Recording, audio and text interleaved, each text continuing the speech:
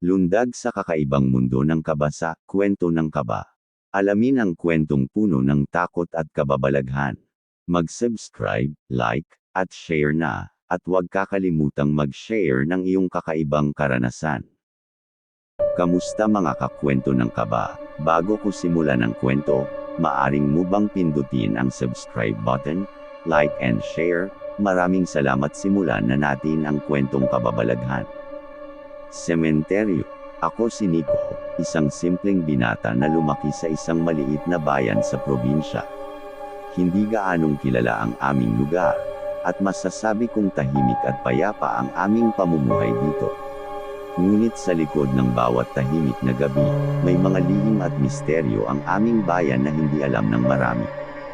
Isang gabi, habang ako'y naglalakad pauwi mula sa trabaho, napadpad ako sa isang lugar na hindi ko pa napupuntahan dati. Isang lumang sementeryo ang aking nadatnan, na tila ba nakatago sa dilim ng gabi. Sa simula, naramdaman ko ang lamig na bumalot sa akin habang tumitingin sa malalaking puno na bumabalot sa lugar. Ngunit sa kabila ng takot, ang aking determinasyon at ang pagkakatuklas ng isang bagay na orihinal at may saysay sa aming lugar ang nagtulak sa akin na pumasok sa loob ng sementeryo.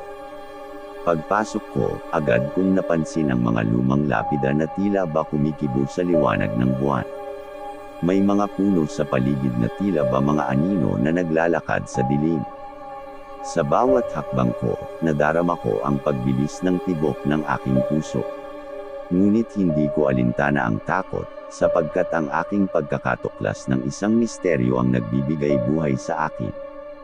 Napansin ko ang isang lapida na tila ba may kakaibang ilaw na bumabalot sa itaas nito. Lumapit ako ng bahagya, at doon ko nakita ang pangalan na naka-inskripsyon, Kulas Aling-ana. Hindi ko alam kung sino si Kulas Aling-ana, ngunit ang liwanag na sumisilip sa ilalim ng lapida ay tila ba nagsasalita sa akin, umaanyaya na aking alamin ang kanyang kwento. Sa pagtuklas ng karagatan ng kasaysayan, natuklasan ko ang misteryo sa likod ng pangalan. Si Kulas Aling-ana ay isang kilalang manggagamot sa aming bayan. Ngunit sa kabila ng kanyang galing at pagtulong sa mga may sakit, may mga kwento na kumakalat tungkol sa kanya, kwento ng mga ritual at orasayon na tila ba hindi ka panipaniwala. Nang makarating ako sa huling pahina ng kasaysayan ng aming bayan, isang partikular na detalye ang aking natuklasan: ang pagkamatay ni Kulas Aling-ana sa isang hindi maipaliwanag na aksidente sa kanyang tahanan. Walang sino mang nakakaalam kung ano ang tunay na nangyari sa kanya, at ang misteryo sa kanyang kamatayan ay nanatili hanggang sa ngayon. Dahil sa aking kuryosidad at ang pagkakatuklas ng lihim na ito, nagsimula akong magpasya na alamin ang buong katotohanan sa likod ng pagkamatay ni Kulas Aling-ana. Nagtungo ako sa mga matatanda sa aming bayan at nakipag-usap sa kanila tungkol sa mga kwento at alamat tungkol sa nasabing manggagamot. Isang gabi, habang ako'y naglalakad pauwi mula sa isa sa mga matatandang nagbahagi ng kanilang mga kwento, bigla akong napadpad sa sementeryo. Ang dilim at katahimikan ay tila ba nagbago ng atmosfera sa lugar. Ngunit sa kabila ng aking takot, patuloy akong naglakad patungo sa lapida ni Kulas Aling-ana. Nang makarating ako sa lapida, bigla akong nagulat nang may biglang humila sa akin pabalik. Nico, sabi ng isang boses na misteryoso, huwag kang magpatuloy sa paghahanap ng katotohanan. May mga bagay na hindi dapat malaman. Nagulat ako at napaluha sa takot. Ngunit sa kabila ng aking pangamba, nagpasya akong patuloyin ang aking misyon. Gusto kong malaman ang katotohanan, kahit gaano pa ito kahalimo. Sa mga araw na sumunod, patuloy kong tinutukan ang aking paghahanap ng katotohanan. Nagkaroon ako ng mga pagpupulong sa mga matatanda, nagbasa ng mga lumang kasaysayan, at nag-eksperimento sa mga ritual na sinasabi nilang ginagawa ni Kulas Aling-ana.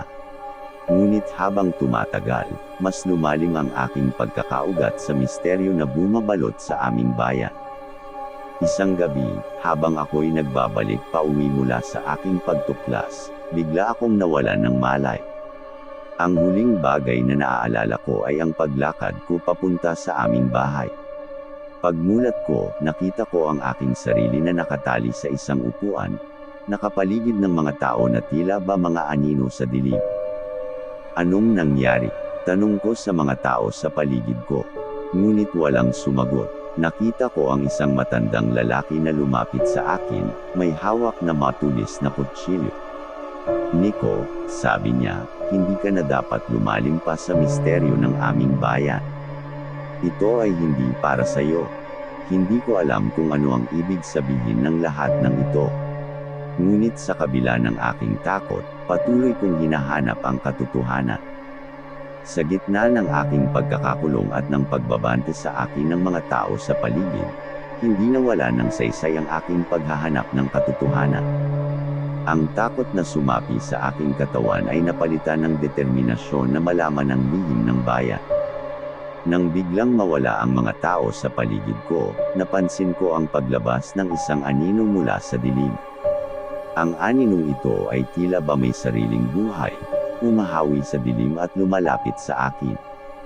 Tama na, Nico, ang tinig ng anino ay parang boses ng isang patay na tao. Huwag mong pilitin ang hindi dapat malaman. Ngunit hindi ako natitinak. Ang aking pagkakakulong at ang mga banta sa akin ay hindi kayang pigilin ang aking kagustuhang malaman ang katotohanan. Ang anino ay biglang naglaho, ngunit ang aking determinasyon ay nanatiling matatag. Sa pag-aalab ng aking kuryosidad, nagpatuloy ako sa aking paghahanap. Hanggang sa isang gabi, natagpuan ko ang sarili ko sa loob ng lumang bahay ni Kulas Aling Ana. Ang lugar ay puno ng alamat at mga gamit na may kakaibang aura. Nang biglang may isang bagay na kumagat sa akin. Ang mga kwento tungkol sa mga kakaibang ritual at orasayon na ginagawa ni Kulas Aling Ana ay unti-unting bumalik sa aking isipan. Ang takot ay bumalot sa akin ngunit hindi ito sapat upang pigilin ako. Sa paglalakad ko sa loob ng lumang bahay, biglang nagpakita ang isang babaeng anino sa harap ko. Ang kanyang mga mata ay pumipintig na parang mga ulap sa gitna ng bagyo. Nico, ang boses niya ay humihipon ng takot sa aking kalooban. Huwag mo nang ituloy ang iyong paghahanap. Ang lihim na ito ay hindi para sa mga buhay na tulad mo. Ngunit hindi ko siya pinansin. Sa halip, patuloy akong naglakad, hanggang sa aking natagpuan ang isang sikretong pinto sa likod ng lumang bahay. Ang pinto ay puno ng mga misteryo at lihim na hindi pa nahahalungkat. Nang biglang bumukas ang pinto, natagpuan ko ang sarili ko sa isang silid na puno ng mga matandang aklat at ritual na tila ba galing mismo sa impyerno. Ang takot ay bumalot sa akin ngunit hindi ito sapat upang pigilin ang aking kuryosidad. Sa paglalapit ko sa altar, biglang naglabasan ang mga anino ng mga dating alagad ni Kulas Aling Ana. Ang kanilang mga mata ay pumipintig na parang apoy sa gitna ng dilim. Huwag, Nico, ang mga anino ay nagsisigaw sa akin. Huwag mong galawin ang mga ito. Ang kasamaan ay naghihintay sa bawat kilos mo. Ngunit hindi ko sila pinansin. Sa halip, hinakbang ko ang aking sarili patungo sa altar, at doon ko natagpuan ang isang nakalimutang libro na may nakasulat na mga ritual na tila ba nagmumula sa kamay ng dyablo. Sa pagbukas ko ng libro, biglang nagparamdam ang isang kakaibang lakas sa loob ng silid. Ang mga anino ay nagpapakita ng kanilang galit, at ang dilim ay unti-unting lumalakas ang presensya. Ngunit bago ko pa maisegawa ang anumang hakbang, biglang may isang malakas na pagsabog ang naramdaman ko sa paligid. Ang silid ay naglaho at ako'y biglang nawalan ng malay. Tuldok, tuldok, tuldok. Sa paggising ko, natagpuan ko ang aking sarili sa gitna ng sementeryo, nakahandusay sa lapida ni Kulas Aling Ana. Ang mga anino ay wala na at ang lihim ng bayan ay nanatiling nakabaon sa dilim. Ngunit sa aking pagtulog, alam kong may isang bagay na hindi dapat muling gisingin. Ang aking puso ay kumabog ng mabilis habang ako'y nagising sa gitna ng sementeryo, nakahandusay sa lapida ni Kulas Aling Ana. Ang buwan ay nakasilip sa likod ng mga ulap, nagbibigay lamang ng kaunting liwanag sa aking paligid. Nang maalala ko ang mga pangyayari na naganap, napagtanto ko na ako'y nasasangkot sa isang malaking peligro. Ang kuryosidad ko ay nagdulot ng panganib hindi lamang sa akin, kundi pati na rin sa aking buong bayan. Agad akong bumangon at tumakbo pauwi, hindi nagpapahalata sa anumang kaaway na maaaring sumunod sa akin mula sa dilim ng gabi. Pagdating ko sa aking tahanan, agad kong sinara ang pintuan at nagtago sa loob. Sa mga sumunod na araw, hindi ko pinabayaan ang aking pagbabantay.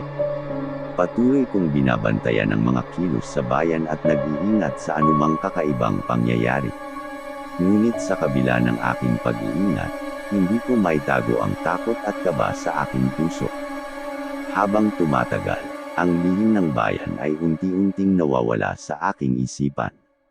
Ngunit ang alaala ng mga pangyayaring naganap sa loob ng lumang bahay ni Kulas Aling Ana ay hindi ko malilimutan.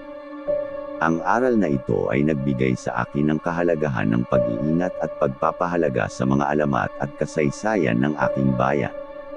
Sa paglipas ng panahon, ang takot at kaba ay unti-unting naglaho. Ngunit sa bawat paglalakad ko sa sementeryo, hindi ko malilimutan ang mukha ni Kulas Aling Ana at ang kanyang misteryo na hindi na muling ibabalik sa dilim. Ang lihim ng bayan ay nanatiling nakabaon sa kanyang pagkalimot, habang ako'y patuloy na gumugol ng aking buhay sa pagmamahal at pag-aalaga sa aking komunidad. At sa bawat pag-alaala sa mga kakaibang pangyayari na naganap, ang sementeryo ay patuloy na magbibigay sa akin ng babala at aral na hindi ko malilimutan hanggang sa huling hininga ko. Salamat sa inyong suporta. Please subscribe, like and share, mga ka-kwenti ng kaba.